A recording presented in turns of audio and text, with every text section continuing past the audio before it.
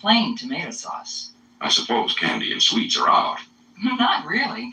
If Jack wanted to, he could nibble on licorice, caramels, candy corn, gumdrops, jelly beans, marshmallows. How about a few cakes and cookies?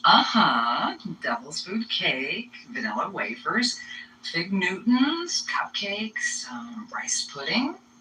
Talk about a kid in a candy store. Well, don't overdo it. We're talking a few cookies or one cupcake. That's enough to boost your serotonin levels in about 20 minutes. And keep in mind that munching on carbohydrates is meant as a short-term treatment only. In fact, no more than 2 days or so. I repeat, not more than 2 days. Eddie is still there? Food is not the real answer. As the poet Homer once said, reason and sense remove anxiety, not villas that look upon the sea. Well, now that we've heard about food for the body, how about stress-fighting fare for the mind? Homer, for example, did have a point. We're often tempted to run away from stress to some idyllic and distant island somewhere. Even if that became real, it's likely that some inner turmoil would still remain. This villa by the sea is costing me a fortune. I wonder if it's hurricane season. What if I have to evacuate? As Alfred E. Newman blithely asks, What? Me? Worry? those of us a bit brighter, of course, do worry. If not about one thing, then another. Yet some people closer in time to us than Homer have had a less worrisome attitude. Here's what famed producer Mike Todd said about money. I've never been poor. Oh, temporary situation. Now that's confidence for you. If you're worried about your confidence, by the way, afraid you might look silly or foolish, consider what Elsa Maxwell... Before anyone else can. The ability to see ourselves in a less serious light is essential for fighting off stress. No one knew that better than the legendary humorist Will Rogers. Worried about your lack of sophistication or knowledge of certain things? Listen to Will's perspective. Everybody's ignorant, only on different subjects. Let's move on to an exercise designed to help you relieve stress with humor. Our thanks, by the way, to Dr. Barbara Makoff, author and a leading exponent of humor as therapy. Here's a few tips from Dr. Makoff on how to get some quick and comic relief. Your idea for the Baker account. Yeah, I read it. Frankly, it needs work. Look, why not just let Claire handle it, okay? Did someone really undo your day? In that case, get your funny bone tickled before the day is done. For instance, imagine the scene with your boss as if it were some absurd comedy. Hey, Claire, that's my account you've got. I'm sorry, I don't think so. It is too. It is not. Is too. Is not. That does it. I'm calling the cops. To avoid stress, see yourself as a character in some wild slapstick spoof. Uh-oh, I better scram. Here come the cops. Cultivate the comic and stress-fighting side of yourself as well. But, sir, Lobor doesn't have any flights to Nairobi. As you talk on the phone with a demanding and obnoxious customer, picture yourself as a duck, calm on the surface, but battling like the Dickens underwater. Another tension-eating fantasy? Select theme music that describes the people and situations you deal with. The egotist, for example. Me, I'm so happy to be me, I'm glad to die. The lady killer. So, you're Kathy, huh? Well, hi, Kathy. No trouble meeting our goals this year. What with all the energy and enthusiasm that this company is... At home, try and step outside those... Besides, I said your tie was crooked. Wow, quick, a dash of humor. Like what? Well, why not pretend there's a third party there? Someone or something that can transform the fracas into a farce. Hey, do you believe how this bozo is acting? What? Bozo? Who are you talking to? My friend Harvey over here. Harvey. Oh, I get it, an imaginary rabbit. Actually, mine happens to be a gorilla. A gorilla, huh? Is he bigger than me? Uh-huh. Better looking, too. Yeah, well, maybe you and old Harvey here want to be alone. Not really. Come here. Yeah? What? Let me straighten your tie. Just don't make that tie too tight. Okay, let's put humor aside for a moment and talk about how to dress for less stress. According to a study done at Cornell, things like shirt collars could be culprits. A too tight collar, the study found, reduced not only comfort, but often the subject's visual sense as well.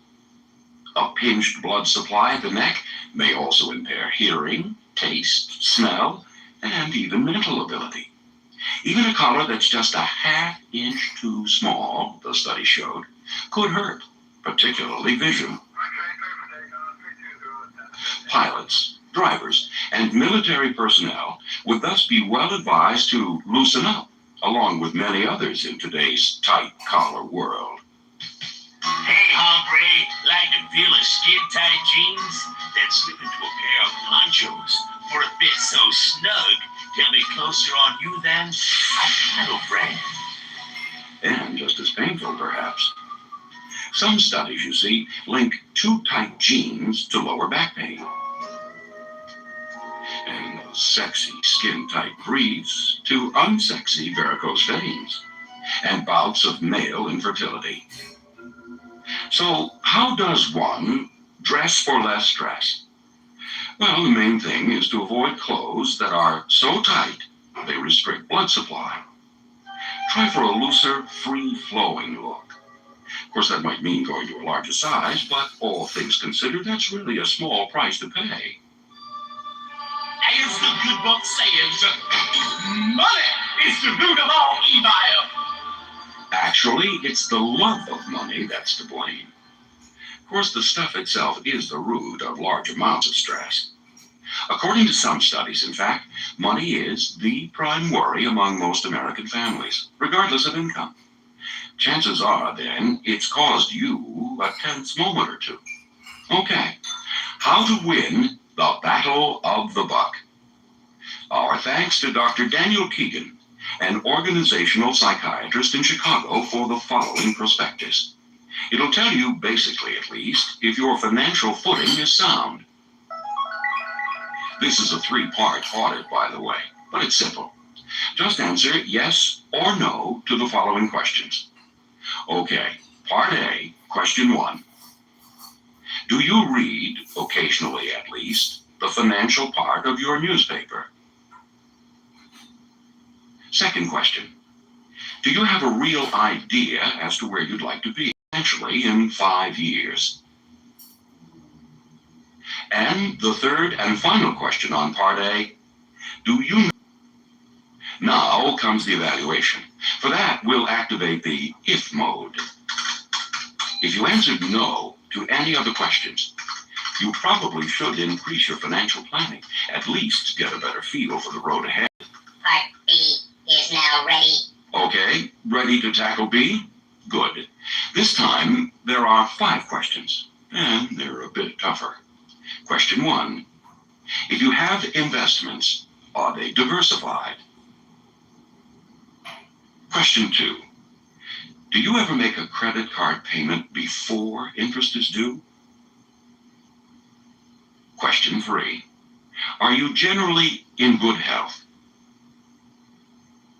Question 4. Do you have a written will that's been reviewed in the last 5 years? Finally, on Part B, do you spend less than you make?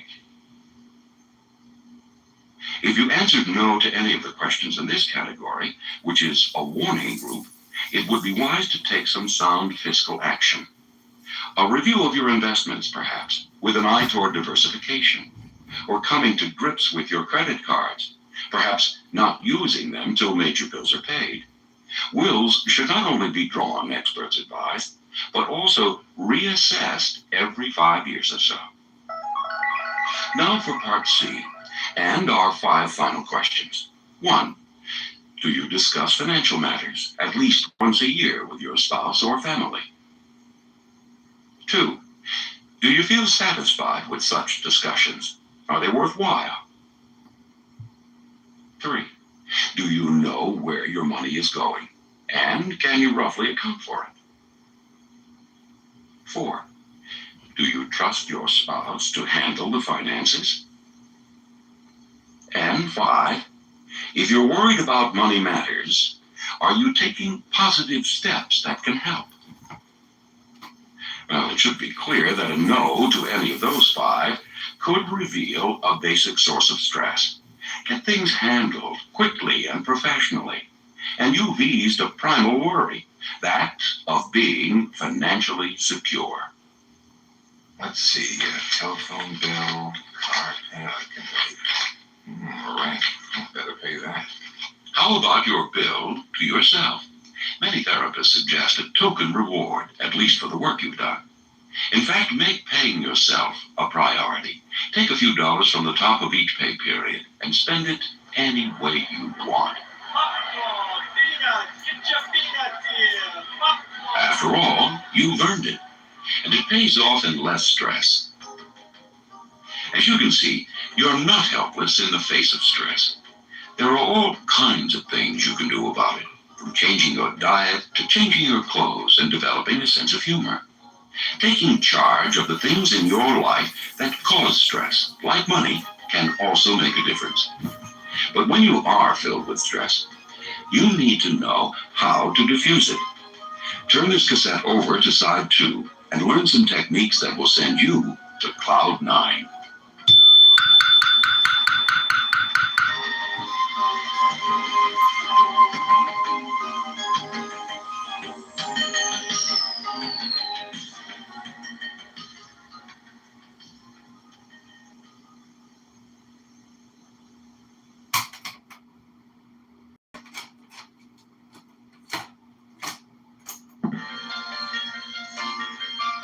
Magazine. Stress affects every part of your life. Stress makes it harder for you to perform both on the job and at home. It worsens many medical conditions. It steals energy from you. So take a vacation from stress. With the techniques you're about to learn, you can diffuse stress, drain away the muscular tension that accumulates when you're under stress, and come back refreshed. Get ready for a soothing, healing voyage that your body and your mind will love. Begin by sitting in an upright, erect position in a chair, or by lying down on a firm surface. Let your eyes close. Begin by paying attention to the quality of your breathing. Notice your breath coming in and going out of you. Allow the muscles of your jaw and mouth to relax, and let your mouth and lips fall slightly open.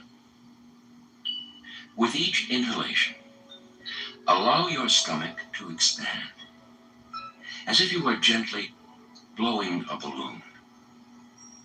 It feels so good to really let go. Feel your breath as a friendly touch. It massages and soothes the tensions in your chest, stomach, and lower back. As you exhale, let the breath carry away any tension or frustration. Now, allow this wave of your breath to travel deeper. Allow it to enter the area of your buttocks and your thighs with its warm, soothing, friendly, loving quality. Let the breath cascade deeper into your knees. Let it flow like a river down into your lower legs, to your calves, and finally, all the way to your feet. It's as if your legs and feet were hollow tubes, and you're filling them with liquid, loving breath. Imagine now that the soles of your